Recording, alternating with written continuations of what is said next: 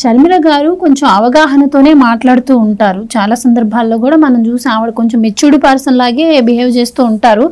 అంటే రాజకీయ అవగాహన కూడా ఆవిడకి బాగుంది, వాక్చాతుర్యం కూడా బాగుంది అని మనం చాలా సందర్భాల్లో కూడా మాట్లాడుకున్నాం. కానీ ఏంటి మరి అసలు నిజంగానే దళితులకు అలాంటి సమస్యలు ఉంటే దాన్ని గవర్నమెంట్ ముందుకు తీసుకొచ్చే విధానం, వాటిని లేవనెత్తే విధానం ఇంకోలా ఉంటుంది. కానీ ఇలా మతాల మధ్య చిచ్చు పెట్టే విధంగా మత రాజకీయం చేయడం ఎంతవరకు కరెక్ట్ అంటారు? ఏంటి దీనికి అసలు? ఇందాక నేను అన్నట్టు అజెండా ఏమన్నా ఉందా అంటే, ఇందాక మేడం అన్నారు కాంగ్రెస్ గురించి ఆవిడ ప్రస్తావించారు. అంటే కాంగ్రెస్ కూడా హిందూ వ్యతిరేకి అని చెప్పి మనం హైకమాండ్ ఉంది. సో దానికి అనుగుణంగా ఈవిడ మాట్లాడింది అంటారా? లేదు అంటే హైకమాండ్ కూడా సీరియస్ అయింది అంటున్నారు. మరి ఈవిడ వ్యక్తిగతంగా ఇలాంటి కమెంట్స్ చేసి ఉంటుందంటారా? ఇప్పుడు ఈ మేధావులందరూ కూడా మతం వచ్చేసరికి వాళ్ళ కళ్ళు మూసుకుపోతాయి, వాళ్ళ ఆర్గ్యుమెంట్ మారుతుంది. ఇప్పుడు మామూలుగా అన్ని రాజకీయాలు రకరకాలుగా మాట్లాడుతుంటారు. మత విశ్వాసానికి వచ్చేసరికి ఎందుకో కళ్ళు మూసుకుంటారు, చెవులు మూసుకుంటారు, బ్రెయిన్ పనిచేయదు. ఆ దశలో ఏమన్నా ఆమె ఇటువంటి స్టేట్మెంట్ ఇచ్చి ఉండాలి. అంతేగాని ఇక్కడ ఆమె షర్మిల చెప్పిన దాంట్లో లాజిక్ లేదు. నీకేం సంబంధం అంటే ఏం చెప్తున్నావు, నువ్వు ఎందుకు చెప్తున్నావు తెలియదు. మీ అన్న ఎందుకు చెప్తున్నాడు, మీ అన్న ఎందుకు దుష్ప్రచారాలు చేస్తున్నాడు?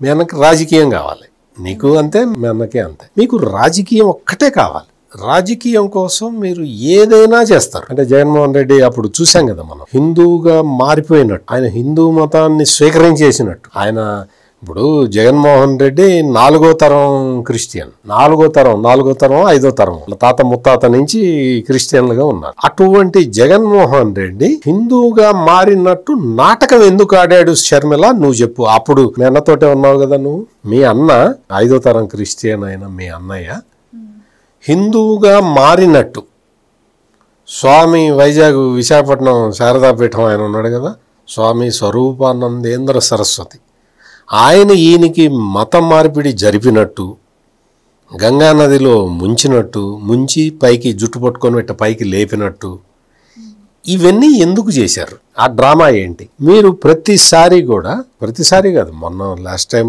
జగన్మోహన్ రెడ్డి ముఖ్యమంత్రిగా ఉన్నప్పుడు మీ ఇంట్లో తిరుమల సెట్టింగ్ ఎందుకు వేసుకున్నారు? మీ ఇంట్లో అంటే మీ అన్న ఇంట్లో తిరుమల సెట్టింగ్ వేశారు, చూసావు కదా, ఉన్నావు కదా, నువ్వు కూడా అప్పుడు ఇక్కడే తిరుగుతున్నావు కదా, ఇక్కడ కాకపోతే తెలంగాణలో తిరుగుతుంది అనుకో, ఎక్కడైనా సరే ఉన్నావు కదా. నీకు తిరుమల శ్రీనివాసుడి సెట్టింగ్ మీ అన్న వదిన ఇంట్లో వేసుకుంటే పర్వాలేదా? వేసుకోవచ్చు అట్లా. అంటే మీకు వచ్చేసరికేమో కన్వీనియంట్గా ఉండాలి. అంటే నువ్వు వెంకటేశ్వర స్వామి దాకా వెళ్ళటానికి నీకు నామోషి, వెంకటేశ్వర స్వామి దగ్గరికి వెళ్ళి నువ్వు దండం పెట్టడానికి నీకు నామోషి, కాబట్టి వెంకటేశ్వర స్వామినే నువ్వు ఇంటికి పిలిపించుకుంటావా? దీన్ని ఏమంటారు? అంటే వీటన్నిటికీ కూడా ఈ షర్మిల, ఈ జగన్మోహన్ రెడ్డి వీళ్ళు రాజకీయాల్లోకి వచ్చి కేవలం వాళ్ళ పదవుల కోసం ఎంతకైనా ఏది చేయటానికైనా వీళ్ళు తెగిస్తున్నారు. వెంకటేశ్వర స్వామికి సంబంధించిన విషయాల్లో ఈ 14 నెలల్లో ఈ జగన్మోహన్ రెడ్డి తన అన్న వియ్యంకుడో, తమ్ముడు వియ్యంకుడో, పెదనాన్న వియ్యంకుడో ఎవడో ఉన్నాడు చుట్టం, భూమన కరుణాకర్ రెడ్డి జగన్మోహన్ రెడ్డి కలిసి ఎన్ని డ్రామాలు ఆడారు తిరుపతి మీద. పుణ్యక్షేత్రం కదా తిరుమల అనేది, పవిత్రమైన పుణ్యక్షేత్రం కదా, అందరం గౌరవించే ఒక పవిత్రమైన స్థలం కదా. ఆ స్థలం మీద ఎన్ని నాటకాలు ఆడారు మీరు, ఎన్ని అపచారాలు మీరు చేశారు. ప్రతిసారి వస్తాడు ఆగమ శాస్త్రానికి తూట్లు పొడుస్తున్నారు అంటాడు ఈ భూమన కరుణాకర్ రెడ్డి, వేదాలని కాపాడుతున్నాం మేము అంటాడు. అంటే ఇటువంటి స్టేట్మెంట్లు ఇచ్చినప్పుడు నువ్వు భూమన కరుణాకర్ రెడ్డి మాట్లాడేటప్పుడు విన్నావు కదా షర్మిల, నువ్వు కూడా వినుంటావు కదా. ఏ రోజునన్నా వచ్చి నీకెందుకు భూమన కరుణాకర్ రెడ్డి, నువ్వెందుకు మాట్లాడుతున్నావు ఇట్లా, తప్పు కదా ఇట్లా మాట్లాడటం, తిరుమల పవిత్రతని మంట కలిపేలాగా నువ్వు మాట్లాడటం తప్పు భూమన కరుణాకర్ రెడ్డి అని చెప్పావా? ఎందుకు చెప్పలే? భూమన కరుణాకర్ రెడ్డి ఇప్పటి వరకు చెప్పినవన్నీ తప్పులే, అబద్ధాలే కదా. సార్ మీరు మాట్లాడలేదు షర్మిల గారు అని అంటున్నారు కదా, తిరుమల తిరుపతి లడ్డూలో కలిసినప్పుడు ఆవిడ ఎలా కలుపుతారు ఎలా అని చెప్పి ఆవిడ వ్యతిరేకించింది. గవర్నర్ని వెళ్ళి కలిసేసి వచ్చింది, ఆవిడ యాక్షన్స్ తీసుకోవాలి కఠినంగా అని చెప్పి ఆవిడ మాట్లాడింది. ఆ టైంలో అందరూ ఏమనుకున్నారంటే ఓ షర్మిల గారు అంటే విలువల గల రాజకీయం చేస్తున్నారు, మతాలకు కూడా ఆవిడ రెస్పెక్ట్ ఇస్తున్నారు అని చెప్పి అందరూ అనుకున్నారు. కానీ ఇప్పుడు అర్థమవుతుంది ఏంటి అంటే అది అన్న మీద ఉన్న కోపంతో చేసిందే తప్ప మతం మీద ఉన్న నమ్మకంతో కాదు అని ఇప్పుడు కూడా ప్రజలకి రియలైజేషన్ వచ్చింది అంటున్నారు. సో ఏమంటారు దీన్ని? అంటే షర్మిలకి ఏది చేసినా ఒక్కటే మనసులో దృష్టిలో ఏంటి అంటే రాజకీయంగా సెటిల్ కావాలి, ఆ టైంకి ఏది ఉపయోగపడితే ఆ ఇష్యూ తీసుకుంటుంది. ఇప్పుడు అన్న ఏమన్నా డబ్బులు ఇస్తాడేమో, ఆస్తుల్లో వాటా ఇస్తాడేమో, ఈయనతోటి మనకెందుకు పే చేయని చెప్పి తెలంగాణ వెళ్ళి రాజకీయ పార్టీ పెట్టుకుంది. ఆ తర్వాత మళ్ళీ అన్న ఏమగా అన్నే కదా, అతను ఎటువంటివాడు అందరికీ తెలిసిందే కదా, నేను ఎట్టి పరిస్థితుల్లో ఇచ్చేది లేదు అని ఆయన చెప్పేసరికి మళ్ళీ వచ్చి ఆంధ్రప్రదేశ్లో కాంగ్రెస్ పార్టీకి అధ్యక్షురాలైంది. అంటే షర్మిల ఎంత అవకాశవాదో మీరు చూడండి, మీరు గమనించండి ఈ ఒక్క ఇష్యూ తోటే. మరి అంత అవకాశవాది ఆ రోజున లడ్డు మీద గవర్నర్ని కలిసింది. ఇప్పుడు ఎందుకు మాట్లాడింది? అప్పుడు అట్లా మాట్లాడావు, ఇప్పుడు ఇట్లా ఎందుకు మాట్లాడుతున్నావు? అంటే నీ అవసరమే అంతే తప్ప, నీ రాజకీయమే అంతే తప్ప, హిందువుల మనోభావాల గురించి నీకు సంబంధం లేదు. పైగా షర్మిల ఏమన్నది, మణిపూర్లో క్రైస్తవులను ఊచకోతకు వస్తే మా అన్న 5వ తరం క్రైస్తవుడు అయ్యుండి ఒక్క మాట కూడా మాట్లాడలేదు అందా లేదా? అంటే అర్థం ఏంటి? నువ్వు మీ అందరు క్రైస్తవులు, మీ అన్న అవకాశవాది అని నువ్వు చెప్పావు, ఇప్పుడు నువ్వు అవకాశవాది అని నేను చెప్తున్నా. ఎందుకు అంటే మీకు ఒక స్టాండ్ లేదు, ఒక స్టాండ్ మీద మాట్లాడే అలవాటు లేదు మీకు. మీ మత ప్రయారిటీ మీకున్నది, మీ రాజకీయ ప్రయారిటీ మీకున్నది. మరి మీకు మీ మతానికి సంబంధించిన ప్రయారిటీ మీకున్నప్పుడు హిందువులకు కూడా వాళ్ళ మతానికి సంబంధించిన ప్రయారిటీ వాళ్ళకు ఉంటుంది కదా. ఇది ఒక్కటే సింపుల్ క్వశ్చన్. అందుకని షర్మిల చేస్తున్న వాదనలు ఇప్పుడు బయటకు వచ్చి మాట్లాడటం ఇదంతా కూడా అంటే ఆమె నమ్మిన మతానికి సంబంధించి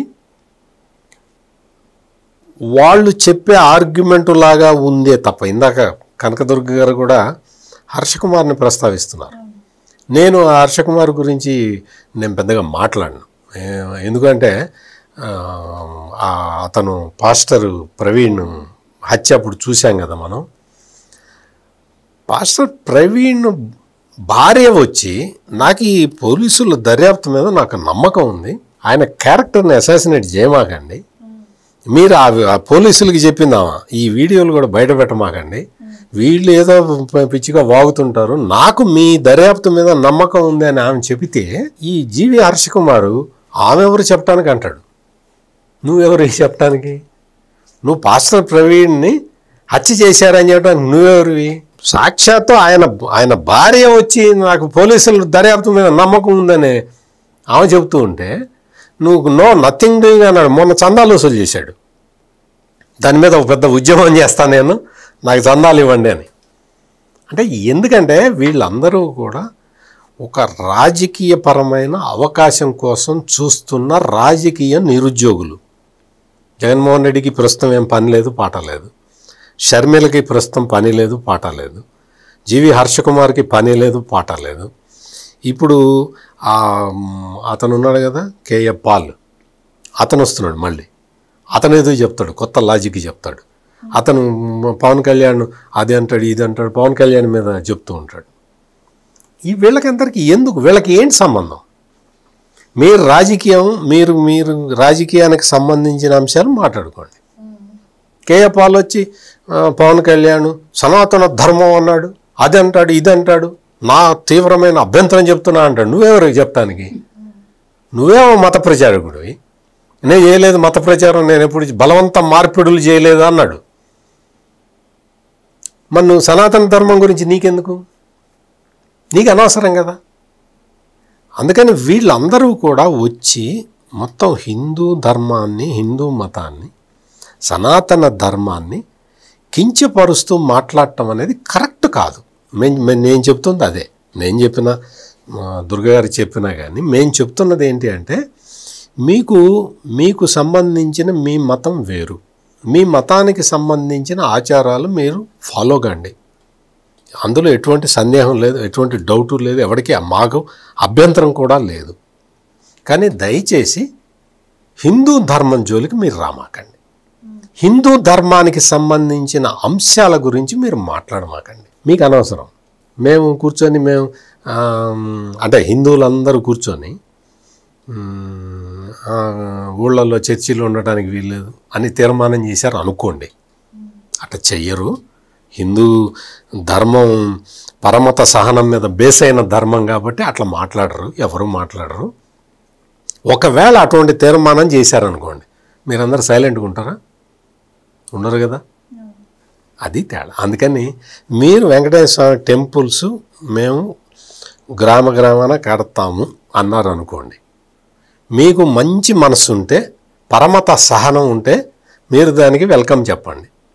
మీకు లేదు, మా మతమే గొప్పది, వేరే వాళ్ళ మతం గురించి మాకు మంచి అభిప్రాయం లేదు అంటే నోరు మూసుకొని ఉండండి. Please subscribe to Leo news for more videos.